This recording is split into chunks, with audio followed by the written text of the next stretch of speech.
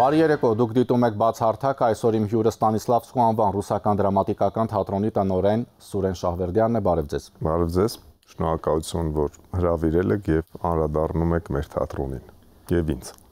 Մինչև թատրոնին անդրադառնալը, պարոն Շահվերդյան, ես ուզում եմ այսպիսի մի հարց տալ, դուք շատերի կողմից սիրված Վահե Շահվերդյանի որդին եք։ Ու կա այսպիսի մի արտահայտություն, որ կարոտը լեզու չունի, չկա կարոտից ավելի վատ հիվանդություն։ Արդյոք դա այդպես է։ Կարծում եմ, որ այդպես է, եթե խոսքը իմ եւ իմ հայրիկի հարաբերությունների եւ կարոտի մասին է, ես անսահման անչափ կարոտում եմ եւ նրա կարիքը միշտ ունեմ եւ պիտի անկեղծ ասեմ, որ թատրոնում որոշումներ կայացնելիս վստահաբար հաշվի եմ առնում, թե ինչպես այս իրավիճակում ինչ որոշում եւ ինչպես կգործեր հայրս եւ դա ինձ շատ օգնում է եւ այնպես չի, որ ես նրա պակասը իհարկե զգալով այնուամենայնիվ ես զգում եմ նրա իմ կողքին լինելը եւ կարծում եմ, որ այնտեղ վերևներում նրա խիղճը հանգիստ է ամենայն դեպս ինձ համար եւ իմ կայացրած որոշումների համար, բայց իսկապես ֆիզիկապես անսահման կարոտում եմ։ Վահե Շահվերդյանի բացակայությունը զգացվում է ոչ միայն թատերական արվեստում, այլ առհասարակ մեր մշակույթում, որովհետև վստահաբար կարող ենք ասել, որ նա անհատ էր, նա քաղաքի երկրի գույներից էր։ Եվ այսպիսի մի բան կա, որ Ֆայնա Ռանևսկան ժամանակին ասել է, կյանքը պետք է ապրել այնպես, որ հետո քեզ հիշեն նաև սրիկաները։ Ես չեմ կարող ասել, ով ինչպես է ապրում, բայց հաստատ կարծում եմ, որ նա այն մարդկանցից էր, ում շատերն են հիշում։ Այո, իդեպ պիտի ասեմ, որ սրիկաները եւ մարդիկ, ովքեր որոշ հանգամանքներում դավաճանեցին հայրիկիս, վերջի տարիներին խաղաղվեցին, հասկացան, որ ոչ իր դիրքը, ոչ պաշտոնը, առանձնապես նրա կյանքում, բեկումնային նշանակություն չունեցան։ Հայրս որտեղ որ գտնվում էր, ստեղծում էր թատրոնի շուրջը։ Նույնիսկ երբ որ գնում էր հանգստի Միացյալ Նահանգներ քրոջս տեսնելու քրոջս մոտ, ամենուր նա կարողանում էր ստեղծել միջավայր, հավաքել համախոհների եւ արարել։ Դա է պատճառը, որ նույնիսկ սրիկաները, դավաճանները վերջին տարիներին սկսեցին վերաբերել իրեն մի փոքր այլ կերպ եւ գիտակցեցին եւ հասկացան իրենց կատարված սրիկայությունները եւ այնինչ արեցին։ Իսկ կարծում եք, որ կարոտը, թախիծը, տխրությունը օգնում են շատ ավելի լավ ստեղծագործել, այդպես համենայն դեպս ասում են շատ նկարիչներ, երաժիշտներ, բանաստեղծներ։ Այո, էմոցիա է կարոտը եւ ստեղծագործելը ընդհանրապես էմոցիոնալ աշխատանք է եւ որքան որ ավելի էմոցիոնալ իրավիճակում ես գտնվում, ես դա արդեն պիտի ասեմ ելնելով իմ անձից, ինձնից, այնքան հետաքրքիր է ստեղծագործում եւ այնքան ավելի հետաքրքիր է ստացվում այն ամենը, ինչ որ դու իրականացնում ես, կատարում ես։ Այո, արվեստագետները, հատկապես թատրոնի մարդիկ, այսպես ստաբիլ կյանքով երբևիցե չեն ապրել եւ չեն կարող ապրել եւ յուրաքանչյուր ներկայացում, յուրաքանչյուր նախագիծ դա ստրես է։ Ստրեսը եւ մեծ քննություն, արդյոք այս անգամ կհանձնես, կընդունվես թե ոչ։ Եվ նաեւ դա է պատճառը, որ գտնվում ես ոչ ստաբիլ իրավիճակում, մարդիկ այլ մասնագիտությունների շատերը տիրապետելով իրենց մասնագիտությանը, որ անում են այս գործողությունը կամ այն գործողությունը եւ անում են լավ կամ վատ, ստացվում է։ Իսկ ստեղծագործական, աշխատանքը, ստեղծագործողը մտքի աշխատանքը շատ բարդ տաժանակիր աշխատանք է։ Դու անընդհատ պետք է արարես, անընդհատ պետք է լինես ժամանակին համահունչ, անընդհատ պետք է կարողանաս մի մեծ կոլեկտիվի, մի մեծ խմբի համոզել, համոզել եւ քեզ քո հետևից տանել այդ խումբը, այլապես չի ստացի։ Ժամանակներ են եղել, երբ մարդիկ ապրել են թատրոնով, օպերայով, հիմա շատ արվեստագետներ ասում են, որ այսօր մենք մի իրավիճակում ենք, երբ թատրոնն ու օպերան են մնացել հանդիսատեսի հույսին, համամիտ եք թե ոչ։ Դե ժամանակները փոխվում են, այնուամենայնիվ այո, ցավալի է, որ մարդիկ հիմա ոչ թե ապրում են արվեստով, չամփոփենք, հա, կոնկրետ թատրոնը, այլ ապրում են, չգիտեմ, համացանցում, թերթելով, թե ինչ է տեղի ունենում, շատ հաճախ նույնիսկ ես ինքս ինձ բռնացնում եմ այն բանի վրա, որ առավոտյան ես շուտ եմ շատ արթնանում, երբ որ ինչ-որ մի նյութ նայում եմ հեռախոսի մեջ, այսպես տանում է ինձ, հետո մյուսը, հետո տեսնում եմ անցավ 45 րոպե եւ միանգամից հավաքում եմ ինձ եւ ասում եմ, չէ, ավելի լուրջ բանով է պետք զբաղվել։ Այսօր այդ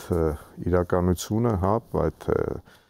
ինֆորմացիան, որ մեր բոլորի հեռախոսների մեջ է, շատ վտանգավոր մի բան է, եւ լավ առումով, հա, կարելի է դիտարկել եւ վատ, բայց քանի որ աղբը եւ տափակությունը գերակշռում են այդ նյութերի մեջ, իրենք առանձնապես օգուտ չեն տալիս։ Մեր բարդությունները, մեր թերությունները, այնուամենայնիվ ես անընդհատ մտածում եմ, ինչու է մեզ մոտ այսպես, ինչու մեզ մոտ չի ստացվում։ Ես կարծում եմ, որ դա մեր մեղմ ասեմ, հա, ոչ գրագետ լինելն է, չասեմ անգրագետ, ոչ գրագետ լինելն է, կարդալ չսիրելն է, հանրամատչելի նյութերի հետևից գնալն է, այսպես խորքային մենք ոչինչ չենք ուսումնասիրում եւ չենք փորձում հարցերի պատասխան տալ խորքային, շատ մակերեսային ենք մոտենում։ Մենք հաճախ թատրոնով հյուրախաղերի ենք եւ գիտեք ինչ եմ նկատում, որ այլ երկրներում գիրք կարդալը ոչ թե մոդայիկ է, այսինքն պահանջ է։ Ես չգիտեմ, մեր վարորդը մեզ Մոսկվայից տանում էր Վորոնեժ, հետո Վորոնեժից Եկատերինբուրգ, վարորդ է, նրա կողքը մի քանի գեղարվեստական գիրք էր դրված եւ ընդմիջումների ժամանակ, երբ որ մենք ընդմիջում էինք, հա, ճանապարհին, նա միանգամից այդ գիրքը վերցնում էր եւ կարդում էր եւ գեղարվեստական գրականություն։ Մենք ես մեր հասարակության մեջ ամենայն դեպս դա չեմ տեսնում։ Չեք կարծում, որ այստեղ նաև պատճառն է, որ մենք շատ քաղաքականացված ազգ ենք։ Հասարակություն ամեն դեպքում։ Ես կարծում եմ աշխարհն է հիմա շատ քաղաքականացված, բայց մենք դե մտնում ենք Facebook եւ այդ քաղաքական հարցազրույցները ավելի շատ են կարծում, երբևիցե քաղաքականացված չենք եղել, միշտ էլ այդպես է եւ քանի որ մենք փոքր երկիր ենք, բոլորի աչք կամ ձախ գնալը երևում է, բոլորի սխալները երևում են կամ չգիտեմ քաղաքական խնդիրները այո ամենաակտիվն են, բայց դա միթե դա խանգարում է ինքնակրթվելուն, միթե դա խանգարում է, միթե ավելի հետաքրքիր չի, չգիտեմ, վերցնել կարդալ Դոստոևսկի, չգիտեմ, կամ որից մի գրականություն, այնպես չի, որ այսօր դրա կարիքը չունի մարդը, մարդ պետք է զարգանա, մարդու հոգին, մարդը պետք է լիքը լինի, հոգին պետք է լցվի, մարդը պետք է, չգիտեմ, կիրթ լինի, լավ, այսպես ասեմ։ Այդ դեպքում կարծում եք, որ այդ կրթության պակասը կամ հոգու դատարկության հետևանքով է, որ մենք շատ հաճախ համացանցում տեսնում ենք այդ հայհոյանքները, այդ անհանդուրժողականությունը, այդ վիրավորանքը։ Հայհոյանքները կարծես թե մի փոքր պակասել են, ես շատ ուրախացել եմ, որ պակասել են, հայտնի մարդիկ այլևս եթերում չեն եւ դա երջանկություն է, բայց այո, փոխարինողներ կան մի քիչ ավելի մեղմ տարբերակով, ինձ համար ընդհանրապես անընդունելի է։ Ես մեծացել եմ մի ընտանիքում, որտեղ երբևիցե հայհոյանք չեմ լսել, երբևիցե։ Բայց շատ հաճախ, երբ որ ես մեր բնակարանից, հա, ոտքով իջնում եմ ներքև, լինում են իրավիճակներ, որ կարծես թե կիրթ ընտանիք է, կարծես թե այդպես ամեն ինչ նորմալ է, ես ապրում եմ այնպիսի մի շենքում, մի վայրում, որտեղ որ արվեստագետներ են, գիտնականներ են, դասախոսներ են, շատ հաճախ ես նրանց բնակարանից լսում եմ գորգորոցներ, հայհոյանքներ եւ անպարկեշտ գռեհիկ խոսակցություն։ Ցավալի է։ Արվեստ եւ քաղաքականություն կապը դա, այսպես ասած, անխուսափելի է, թե ոչ, որովհետեւ մենք վերջին տարիներին այդ շատ ակնհայտ ենք ավելի տեսնում, օրինակ այն ինչ որ կատարվում է Ռուսաստանում, շատ արտիստներ քննադատեցին ռուս-ուկրաինական պատերազմը, հեռացան երկրից։ Մենք նաև այդպիսի մի իրավիճակ տեսնում ենք Հայաստանում, որ թևերի են բաժանվում արվեստագետները, մտավորականները, այդպես ասեմ նաև, բայց մենք հիշում ենք, որ տարիներ առաջ անգամ Սիլվա Կապուտիկյանը հրաժարվեց իր շքանշանից, երբ քննադատեց Ռոբերտ Քոչարյանին, այսինքն այդ շատ հաճախ ասում ենք պետք է արվեստը առնչություն չունենա քաղաքականության հետ, բայց ստացվում է նաև հակառակը, որ սերտ կապված են իրար հետ։ Չի կարող չունենալ, չես կարող այսպես առանձնանալ եւ մասնակից չլինել իրադարձություններին, որոնք որ քո կողքն են։ Դու այսպես թե այնպես այդ ամենի մեջ ես եւ հնարավոր չէ։ Նայեք, ես հեռուստատեսություն եի գալիս եւ ոչ միայն հեռուստատեսության ճանապարհը, այլ այն փողոցը, որտեղ որ ես բնակվում եմ։ Մի քանի ամիս առաջ իդեալական ասֆալտապատել էին այդ փողոցը։ Հիմա փորել են, որպեսզի ինչ որ մի չգիտեմ, լարեր են անցկացնելու, թե ինչ որ մի բան անց են կացնում եւ այդ փողոցը քանդեցին։ Երկար փողոց քանդվեց։ Փորձում ես հասկանալ, լավ, հնարավոր է չէ պլանավորել եւ նախ եւ առաջ անցկացնել ինչ պետք է անցկացնեին, խողովակները, թե լարերը եւ հետո ասֆալտապատեին։ Չէ որ դա մեր հարկատուների գրպանից է, չէ որ դա ընդհանրապես պլանավորման, հա, նախատեսելու կարողություն ունենալն է։ Ափսոս չի, ես հիմա ափսոսում եմ այդ մեր փողոցի համար, այստեղ հեռուստատեսության փողոցը, որով որ հիմա գալիս է տեսնում եմ էլի փոս են փորում, ինչ որ բաներ են անցկացնում։ Լավ, ինչքան կարելի է այդպես անհետ գործել։ Պետք է չէ պլանավորել, պետք է անել այնպես, որ վնաս չտաս, օգուտ տաս։ Ի վերջո դա մեծ գումարներ են, չէ, մեծ ծախսեր են։ Հիմա նույնպես ես թատրոնում, հա, երբ որ ինչ-որ մի բան եմ պլանավորում, վստահաբար մասնագետներ եմ կանչում եւ ասում եմ, եթե հակահրդեհային լարեր է պետք քաշել, պետք է դա անել, նախ դա անել, հետո վերանորոգել։ Թե չէ, այսպես ստացվում է, որ մենք կրկնակի անգամ եւ ժամանակ ենք ծախսում եւ գումար ենք ծախսում շատ հարցերում մեր երկրում։ Ես մի փոքրիկ օրինակ բերեցի, բայց կարծում եմ, որ գրեթե բոլոր բնակավարներում մենք դա ունենք։ Եվ դա մեր կառավարության խնդիրը չի, եւ դա, չգիտեմ, իշխանության խնդիրը չի, դա ընդամենը մեր բոլորիս խնդիրն է, որ մենք մեր գործին մոտենանք այնպես, որ օգուտ տանք, այլ ոչ թե վնաս։ Էլի գալիս ենք նրան, որ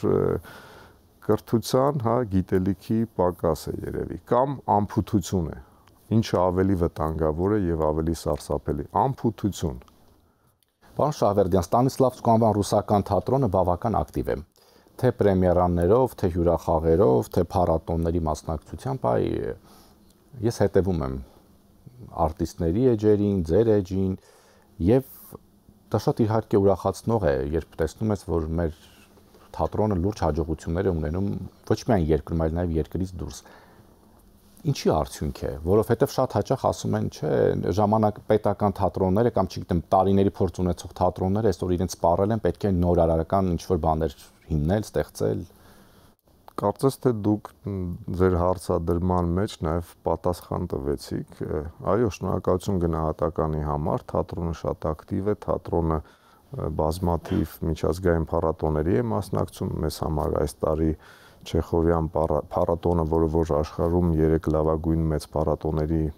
մեջ է ընդգրկված եւ հայտնի է դրանով, մենք մասնակցեցինք։ Այո, նորարարություն է նաեւ, որովհետեւ այդ ներկայացումը, որով որ մասնակցեցինք, մենք մոտեցել ենք դասական հեղինակին նորովի։ Մենք նրան տեղափոխել էինք մեր ժամանակներ եւ այն ամեն ինչ կատարվում էր այսօր։ Նաև Ստանիսլավսկիում, հա, ես արդեն մոտ 2 տարի ղեկավարում եմ թատրոնը, ես նորարարական նոր հարթակներ եմ բացում եւ հաջողում եմ։ մեկ ներկայացում խաղացվեց նոր հարթակում, սենյակ, որը որ վերանորոգվեց եւ ծառայում է հիմա ներկայացման համար, այնտեղ ներկայացում է խաղացվում։ Հիմա նոյեմբերին մենք ունենանք երկրորդ պրեմիերան, կարող եմ ճակերտները բացել տնօրենի սենյակը, որտեղ որ բավականին մոդեռն վերանորոգում է իրականացվել 1 տարի առաջ, հիմա պետք է ներկայացում խաղացվի։ Ես կարծում եմ, որ Հայաստանում դա բացառիկ է, որ տնօրենը իր աշխատասենյակը տրամադրում է ներկայացման համար։ Իհարկե 30-35 հանդիսատեսի համար, բայց ես կարծում եմ դա կհետաքրքրի մեր հասարակությանը։ Նախ կգտնվեն տնօրենի սենյակում եւ երկրորդը ներկայացում կդիտեն եւ այդ հարթակները, որը որ բացում են, շատ ավելի այսպես ընկալելի են եւ ընդունելի են մեր հասարակության համար եւ հանդիսատեսը սիրով գալիս է այդ հարթակներ։ Նորամուծությունը հեշտ է ընդունվում, որովհետեւ մենք սովորաբար սիրում ենք քննադատել, չէ՞, ինչ որ մեր աչքին խորթ է, այսպես ասում ենք, արդյոք սա պետք է, մեզ հարիր չի։ Չէ, նորարարությունը պայմանամենայնիվ որոշ մարդկանց կողմից դժվար է ընդունվում, դա երևի ավելի տարեց մեր հասարակությունն է մարդիկ են, որոնք որ սովոր են ինչ-որ մի բանի եւ այլ կերպ չեն տեսնում, բայց երիտասարդները հակառակ շատ ավելի գնում են դեպի այդ նորարարությունը, շատ ավելի ակտիվ են այդ նորարարության մեջ, այդ հարթակների մեջ։ Ես ուրախությամբ պետք է ասեմ, որ այդ առումով ես ինչ որ պլանավորել եմ իմ ծրագրում, կարողանում եմ իրականացնել եւ իրականացնում եմ լավ։ Այսինքն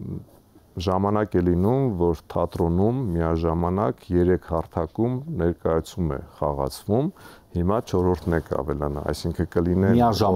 այո, միաժամանակ թատրոնի շենքում, որը որ իմիջիայլոց շատ լուրջ վերանորոգման կարիք ունի, այն հարթակները, որը որ վերանորոգվել է, ես փորձում եմ օգտագործել ներկայացման համար։ Հիմա նոյեմբերի կեսին մեզ պրեմիերա է սպասվում իմ սենյակում, թատրոնի տնօրենի սենյակում, եւ արդեն կլինեն օրեր, երբ որ թատրոնում միաժամանակ 4 ներկայացում կխաղացվի։ Պարոն Շահվերդյան, ձեր թատրոնն այդուամենայնիվ ի տարբերություն մյուս թատրոնների, կարծում եմ պետք է ունենա մի շատ կարևոր խնդիր, լեզվի խնդիր, որովհետև մենք վերջին տարիներին ասում ենք ռուսերենի նկատմամբ հետաքրքրությունը կարծես թե նվազել է կամ իմացողները գնալով քչանում են, խնդիր չի։ Ինձ համար ցավալի հարց եք բարձրացնում, այո, խնդիր է, որովհետև երիտասարդները քանի գնում ենք, այդքան կորցնում ենք ռուսերենի իմացությունը եւ այո, հանդիսատեսի խնդիր այնուամենայնիվ եթե ոչ այսօր, ապա մի քանի տարի անց կունենանք, բայց ես մանկական ներկայացումները, որոնք որ խաղացվում են մեր թատրոնում ռուսերեն լեզվով, առաջարկում եմ նաև խաղալ հայերեն լեզվով եւ նպատակը հետեւյալն է այդ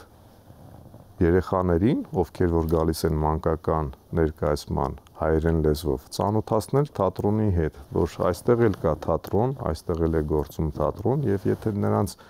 բավարարեց մեր ներկայացումը դուր եկավ, վստահաբար նրանք մեր թատրոնի տեղը գիտեն եւ կհաճախեն նաեւ ռուսական ներկայացումներին։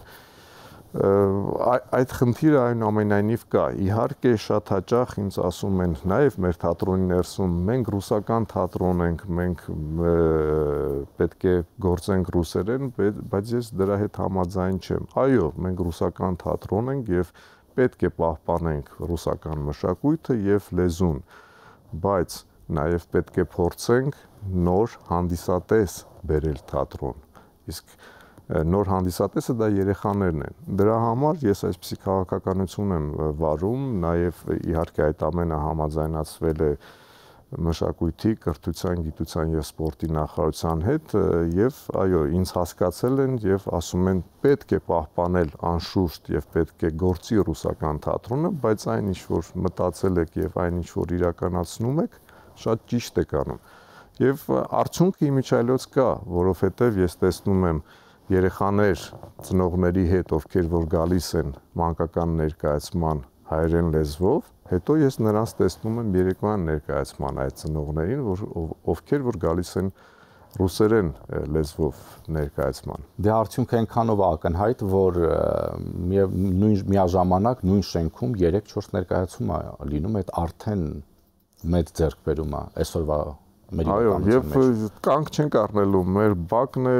հիմա մյուս տարի պլանավորում եմ, նախատեսում եմ, որ մեր բակում, որը որ շատ լավ հարթակ է, նույնպես բացօթյա ներկայացումներ իրականացնենք։ Յուրաքանչյուր վայր թատրոնում, որը որ կարելի է օգտագործել ստեղծագործելու համար, ես փորձում եմ դարձնել նոր հարթակ, հետաքրքիր հարթակ հանդիսատեսի համար։ Մյուս տարի մեր բուֆետը, որը տարիներ շարունակ չի գործում, շատ հետաքրքիր ոճի, թատերային ոճի կվերանորոգվի եւ բուֆետի բացումը նույնպես կլինի պրեմիերա, այնտեղ ներկայացում կխաղացվի։ Շնորհակալություն։ Ես եմ շնորհակալ։ Հիշեցնեմ իմ հյուրը Ստանիսլավսկու անվան ռուսական դրամատիկական թատրոնի տնօրեն Սուրեն Շահվերդյանն էր։ Շնորհակալություն ուշադրության համար, հաջողություն։